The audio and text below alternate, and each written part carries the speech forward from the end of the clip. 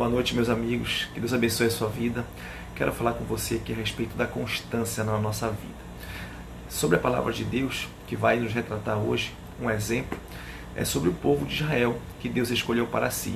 Lá em Êxodo 19 fala como Deus formou para si um povo desde Abraão, Isaque e Jacó.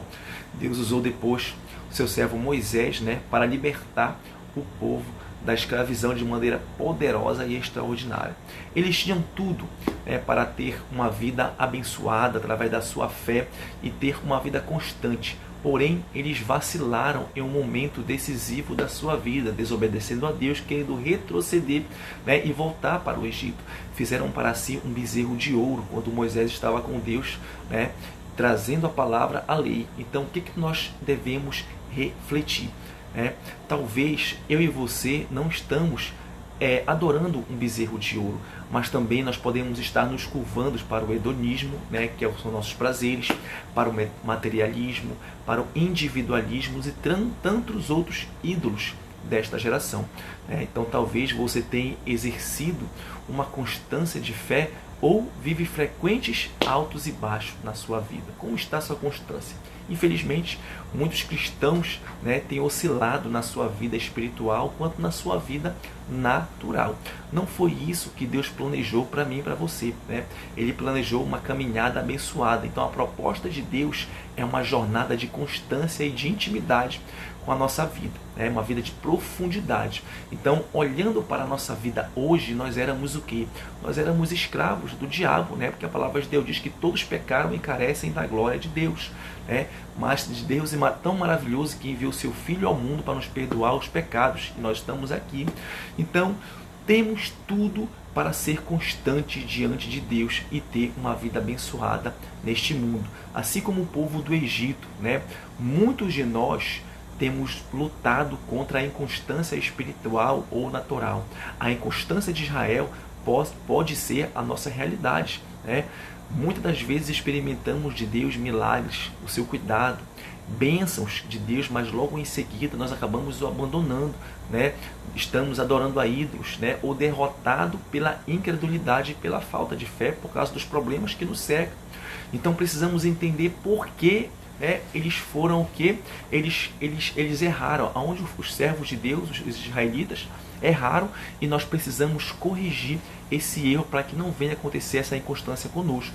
Então Deus tem uma proposta. E qual foi a proposta de Deus? Lá em Êxodo 19 diz que 1 ao 8, só alguns versículos. Agora, se me obedecerem fielmente e guardarem a minha aliança, olha só, eu sou o Deus de vocês, farei de vocês o meu tesouro pessoal. Olha só, embora toda a terra seja vocês, olha só, seja minha, vocês serão para mim um reino de sacerdotes e uma nação santa. Olha como isso é maravilhoso, querido. Deus nos convidou para ser um povo separado. Repare que a proposta de Deus é que nós sejamos dele, exclusivamente dele. Mas muitas das vezes nós experimentamos algumas experiências que nos levam para longe de Deus.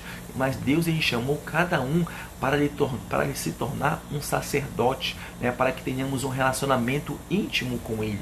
Então ele diz: vocês serão para mim sacerdócio real, nação santa. No Novo Testamento nós vimos isso quando ele fala lá em 1 Pedro: vós, porém, sois geração eleita, eita glória, sacerdócio real, nação santa, exclusiva de Deus, para anunciar as grandezas daquele que vos chamou das trevas para a sua maravilhosa luz. Está lá em 1 Pedro 2:9. Então repare que Deus disse sobre um reino de sacerdote e não com sacerdote. Precisamos entender, quando ele fala um reino de sacerdotes, é que nós somos de fato pessoas que devemos ter uma vida de relacionamento com ele, não é verdade? E não uma vida de simplesmente saber quem é Deus, de ouvir falar de Deus.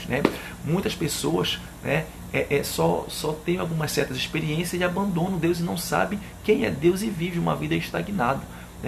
Então, para Deus não existe, meu irmão, crente espectador. Não existe uma pessoa espectador que vai à igreja somente para ver o que está acontecendo. Ou você é um sacerdote do reino de Deus, porque o reino de Deus ele é composto por sacerdotes. Todos que estão com Deus são sacerdotes. todos que são com Deus precisam viver uma vida de sacrifício. Assim como Israel viveu uma montanha-russa espiritual, oscilando para lá e para cá, né? Talvez eu e você estamos se recusando a ser os sacerdotes, a ter uma vida íntegra diante de Deus. Diante dessa situação, há uma pergunta, né? Diante dessa proposta incrível, como tem sido a sua resposta? Olha só a resposta do povo quando Deus faz essa proposta. Eles dizem: faremos tudo o que o Senhor ordenou.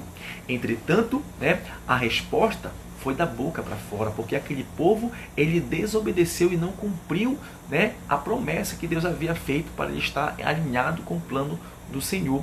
Diante, querido, desse convite irrecusável de Deus, a maioria responde, né, sim, Senhor. Claro que eu quero me encontrar com o Senhor, eu quero ter uma vida com Deus, eu vou ler a palavra de Deus, mas nós acabamos com o tempo fugindo, né, nos esquivamos de ter uma vida abundante, de ter uma vida abençoada diante de Deus.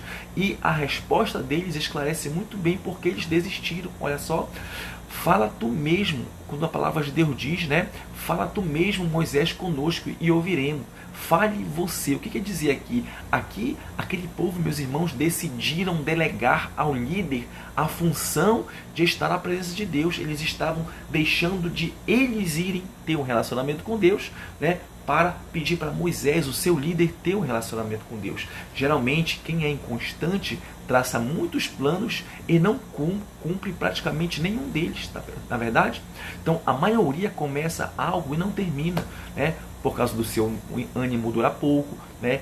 Por a sua motivação ser errada. Então, muitas pessoas traçam projetos, planos, mas suas emoções determinam, né? E acabam o quê?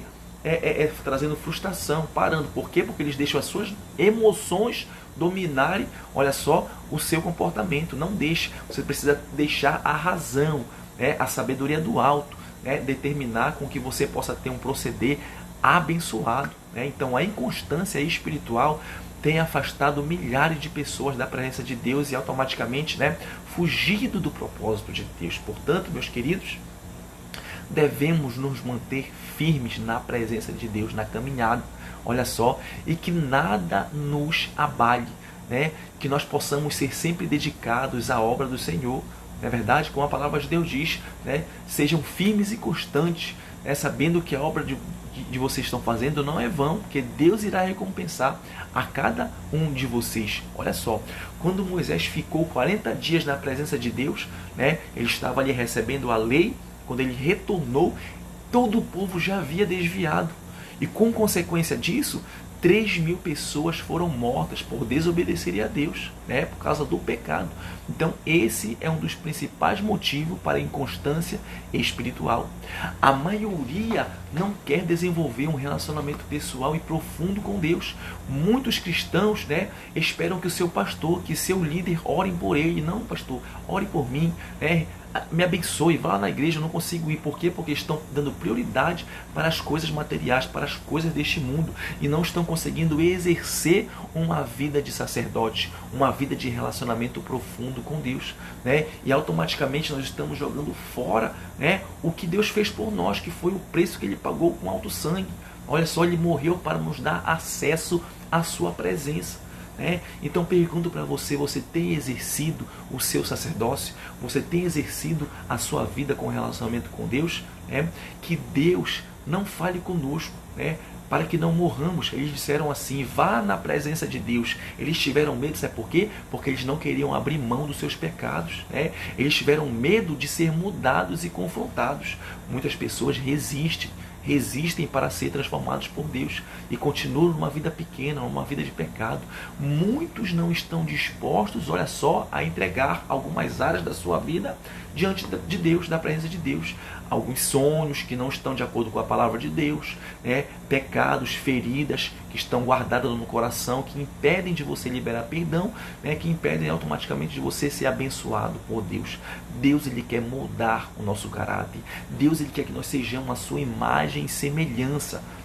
Precisamos, e eu digo para você e aconselho, você precisa ser persistente. Olha só, um dos principais fatores, não é verdade, que nós podemos alcançar para termos sucesso diante de Deus é a persistência.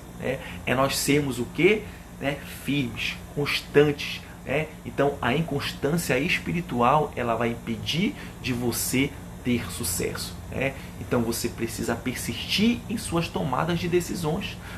Sabemos que não será fácil. Qualquer tipo de obstáculo que surgir vai ser motivo de pararmos, não é verdade?